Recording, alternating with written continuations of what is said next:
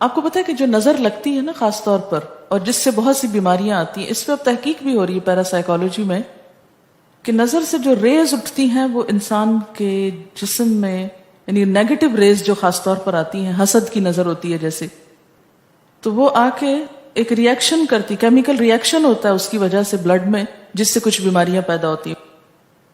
حدیث میں آپ کو سنا دیتی ہوں۔ حضرت ام سلمہ سے روایت ہے کہ آپ صلی اللہ علیہ وسلم نے ایک لڑکی کے چہرے پر کالے پیلے رنگ کا نشان دیکھا تو آپ نے فرمایا اسے نظر بد لگ گئی ہے، اس پر دم کرو۔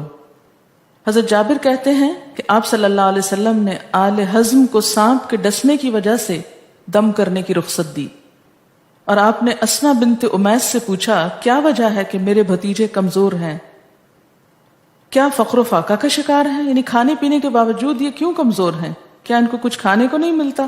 انہوں نے کہا نہیں، بلکہ انہیں نظر بد بہت جلد لگ جاتی ہے، تو آپ نے فرمایا ان پر دم کیا کرو۔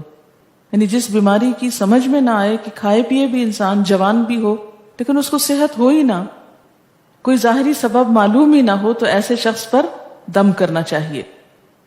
حضرت عائشہ صدیقہ کہتی ہیں کہ رسول اللہ صلی اللہ علیہ وسلم نظر بد کی وجہ سے دم کرنے کا حکم دیتے تھے۔ حضرت انس کہتے ہیں کہ آپ صلی اللہ علیہ وسلم نے نظر بد اور بچھو وغیرہ کے ڈسنے سے اور پھوڑوں سے دم کرنے کی اجازت دی، یعنی پھوڑے وغیرہ جو ہوتے ہیں نا اس پر بھی دم کی اجازت دی، تو جسمانی بیماری ہے نا۔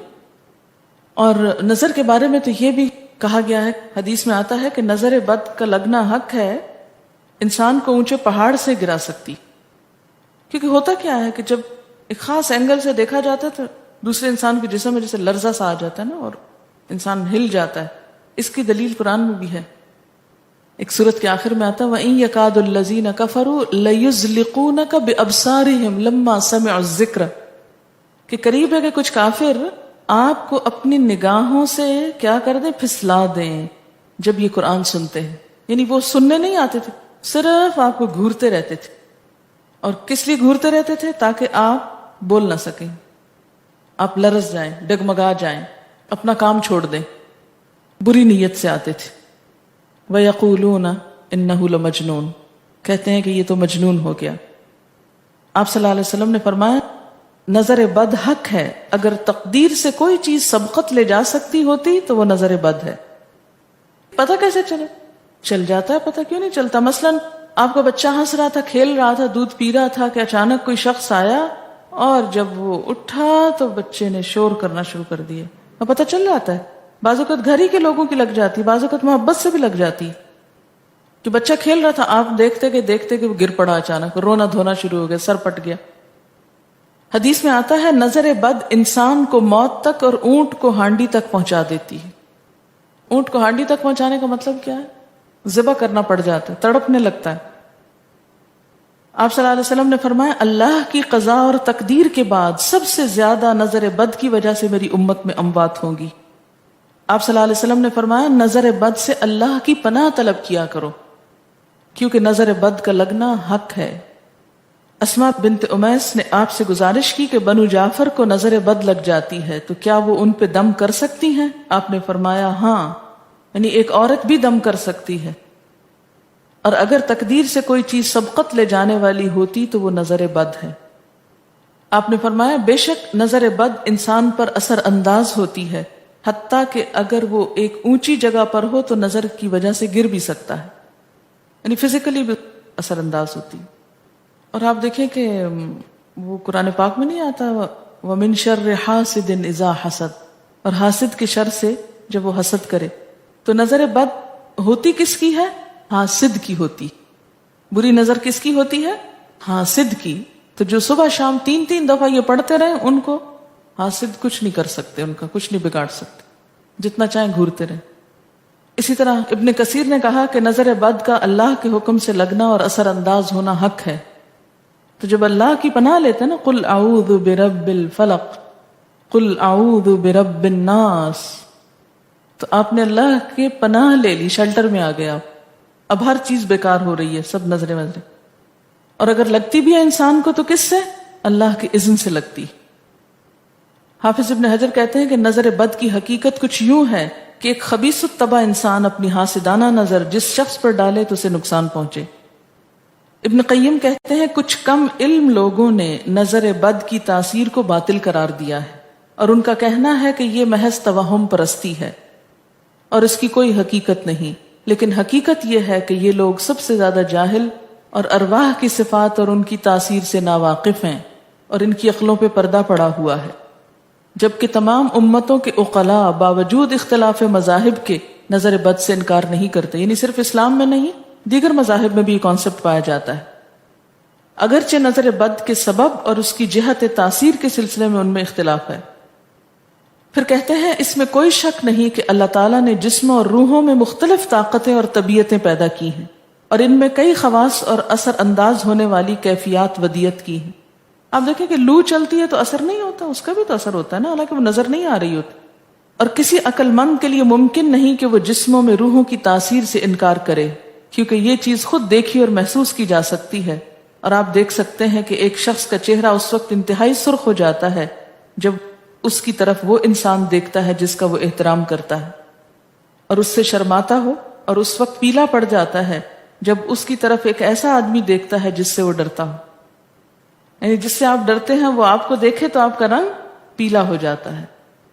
فرمایا یہ سب کچھ روحوں کی تاثیر کی وجہ سے ہوتا ہے، اور چونکہ اس کا تعلق نظر سے ہوتا ہے اور اس لیے نظر بد کی نسبت آنکھ کی نظر کی طرف کی جاتی ہے، حالانکہ آنکھ کی نظر کچھ نہیں کرتی، یہ تو روح کی تاثیر، یعنی نظر یہ نظر نہیں ہے صرف، بلکہ اندر سے روح یا احساسات ہیں جو ٹرانسفر ہوتے ہیں۔ آپ دیکھیں کہ محبت کی نظر کیا اثر نہیں کرتی؟ کرتی ہے نا۔ اسی طرح نفرت کی، غصے کی، اور آپ کے چھوٹے بچے خاص طور پہ نظروں کو بہت پہچانتے ہیں۔ آپ نے دیکھا ہوگا کہ بچے کچھ لوگوں کے پاس فوراً چلے جاتے ہیں اور کچھ لوگوں کے پاس نہیں جاتے۔ بچوں کی مثال اس لیے دے رہی ہوں کہ وہ معصوم ہوتے ہیں نا، ان کو کسی نے سکھایا پڑھایا نہیں ہوتا کہ ادھر جاؤ اور ادھر نہ جاؤ، اور اگر آپ سکھائیں پڑھائیں بھی تو پھر بھی وہ اپنی مرضی کرتے ہیں، آپ کی نہیں مانتے، تو وہ ایک طرح سے بہترین جج ہوتے ہیں۔ بعض لوگوں کو دیکھ کے بچے رونے لگتے ہیں، بعض کو دیکھ کے مسکرانے لگتے ہیں، تو یہ ایسا کیوں ہوتا ہے؟ اچھا، اسی طرح اگر کوئی شخص کانسٹنٹلی آپ کو دیکھ رہا تو آپ کانشیس ہو جاتے ہیں، آپ ٹھہر نہیں سکتے۔ اسی طرح اگر کوئی سٹیئر کر رہا ہو تو اس کی نظروں سے بعض اوقات خوف بھی آنے لگتا ہے۔ اللہ نے کیسی کیسی طاقتیں انسان کو دی ہیں، سلطان النصیرہ۔ اچھا، پھر لکھتے ہیں کہ روحیں اپنی طبیعتوں، طاقتوں اور کیفیتوں اور اپنے خواص کے اعتبار سے مختلف ہوتی، سو حسد کرنے والے انسان کی روح واضح طور پر اس شخص کو اذیت پہنچاتی ہے جس سے حسد کیا جاتا ہے۔ ویسے بھی تو آپ دیکھیں نا، وہ رویے ایک دم آپ پہچان لیتے ہیں۔ یہی وجہ ہے کہ اللہ تعالیٰ نے حاسد کے شر سے پناہ طلب کرنے کا حکم دیا ہے۔ حاسد کی تاثیر ایک ایسی چیز ہے جس سے وہی انکار کر سکتا ہے جو حقیقت انسانیت سے خارج ہو۔ جنوں کی نظر بھی لگتی، یہ میرا قول نہیں ہے، حدیث ہے۔ حضرت ابو سعید خدری سے روایت ہے کہ رسول اللہ صلی اللہ علیہ وسلم جنات اور انسانوں کی نظر بد سے پناہ مانگتے تھے، یعنی آپ جو پناہ مانگتے تھے بری نظر سے، وہ انسانوں کی بھی اور جنوں کی بھی۔ پھر جب معوذتین الفلق اور الناس نازل ہوئی تو آپ انہی کو پڑھتے اور باقی دعائیں آپ نے چھوڑ دی تھی، یعنی قل اعوذ برب الفلق، قل اعوذ برب الناس، پھر سب چیزوں کے شر سے بچنے کے لیے کافی۔ یاد رکھیے بعض اوقات اپنی نظر بھی لگتی ہے، خود کو بھی نظر لگتی ہے۔